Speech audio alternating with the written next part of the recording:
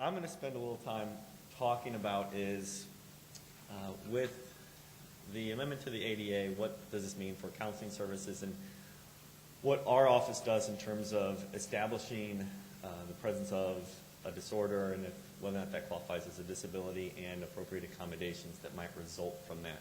What I thought might be beneficial for all of you to know is to have a sense of what that process looks like from the counseling services standpoint. So you have a sense of what we do when these kind of issues come into our office.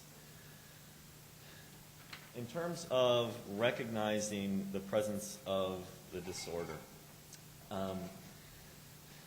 what we really end up looking for is the presence of specific symptoms that occur for a certain amount of time and cause some kind of impairment in that student's functioning. What we base this on is largely this DSM-4. It's our Diagnostic and Statistical Manual. It's in its 4th edition. It's the standard diagnostic system in the field. And what it is, it just lists all of the codable disorders that we will look at and the various criteria that will need to be present to meet the diagnosis of that disorder. Now, some of the disorders that are relevant for this discussion I've put on this slide here, and I'll give you some examples. When you have something like a learning disability of some kind, for example, like a math disorder, the way we end up coming to that diagnosis is we look at, we'll give them an IQ test to look at what their intellectual abilities are, kind of what is your intellectual potential, and give them a measure of academic achievement related to math. And what we are looking for is the presence of a significant discrepancy. You might have someone that has an IQ of, like 100 is average. And if their IQ is in the average range, but we give them these academic achievement scores in math, and those scores are in the very low range, significantly lower than their IQ, then there's some kind of discrepancy there. And you wonder what that's about. So you might also look at ACT scores and notice that, at Creighton, maybe they have a mid-20s ACT in reading and writing and things like that, and then you see that their math is 18. And based on some of that information and information that the student provides for us, we kind of take all that together to arrive at those diagnoses. When students come in wondering about ADD, it isn't uncommon for students to come in and say, I'm having trouble concentrating. Now, we all have trouble concentrating at some point, and that doesn't mean that we all have ADD. For ADD, we're really looking for people that struggle with concentration and focus a lot of the time in a lot of different areas. It's not just in the subjects that I'm really bored in class or I don't like this particular subject and so I don't want to pay attention. I'm struggling when I'm playing sports. I struggle with attention when I'm studying, when I'm talking with my friends. My mind is off somewhere else.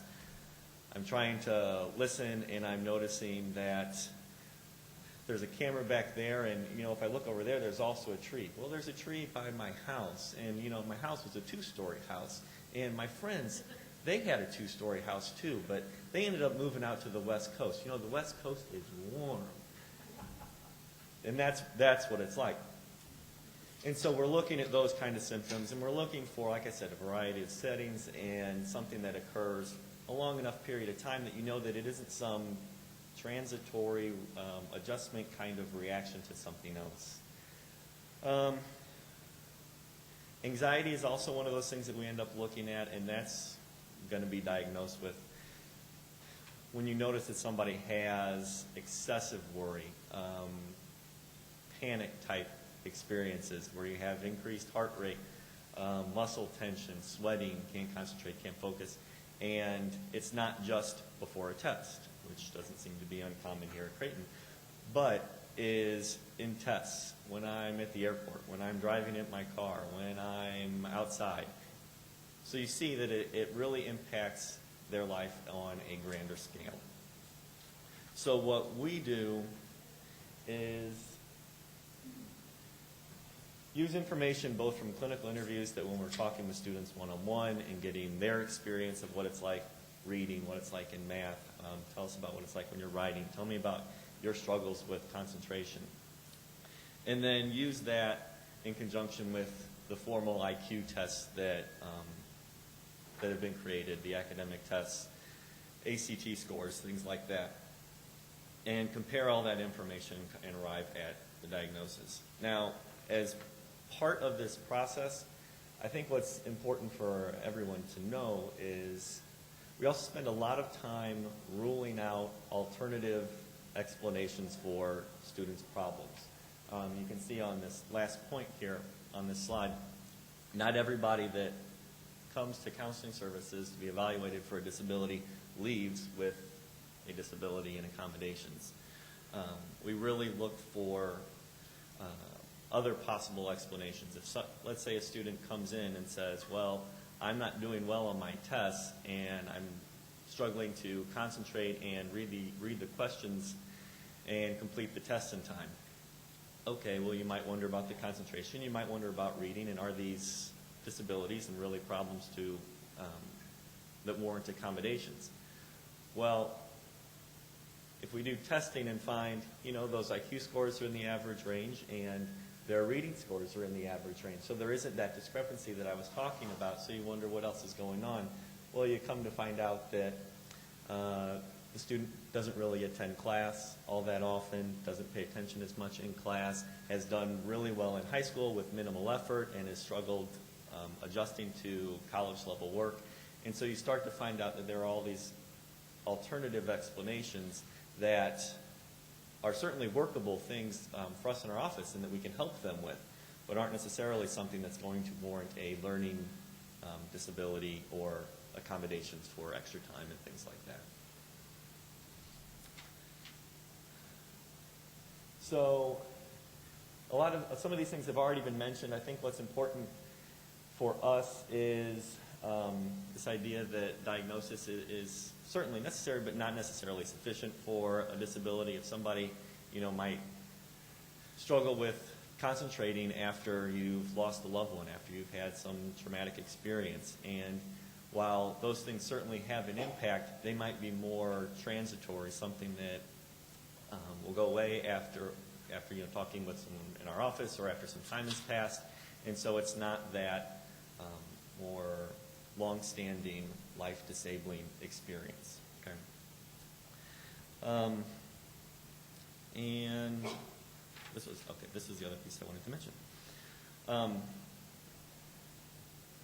The fact that grades aren't the standard representation of whether or not a disability exists, and the removal of those mitigating assistance, such as medication. Somebody could have a prior diagnosis of ADD, and we need to determine whether or not they have accommodations. Well, if they're being treated with Adderall or Strattera or some kind of medication, that doesn't negate their access to accommodations, and that's something that we need to keep in mind.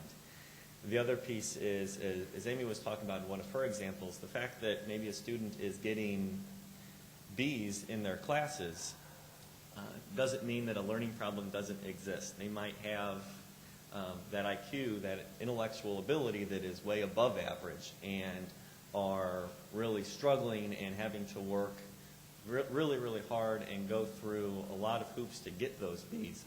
And so it's not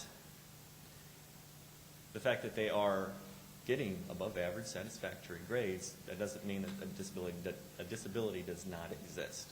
Okay, so that's something that we also need to keep in mind.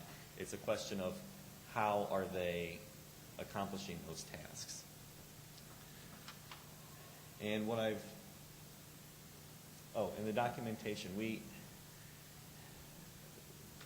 had gotten away a little bit from doing evaluations for accommodations for licensing exams, entrance exams, things like that, just because the documentation that was required was so onerous and took forever to collect and was very difficult. And with the changes in the ADA, that might be something that we are more inclined to get back into when our main task is simply to to demonstrate the need for the accommodation rather than rely on all the prior documentations and things like that.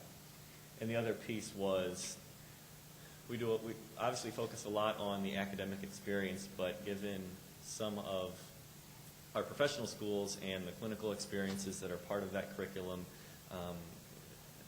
spending some time considering what we're finding in our office and whether or not that is going to apply to their clinical experience as well as something that we need to keep in mind. I've included our information. We are located in the Harper Center, in the Center for Health and Counseling. We're also connected with health services. We're in the ground floor. There's the doors that are on the southeast corner right off of 20th Street, and our office is right by those doors. And we're at 2735, and I included our website, which has more information on our services as well.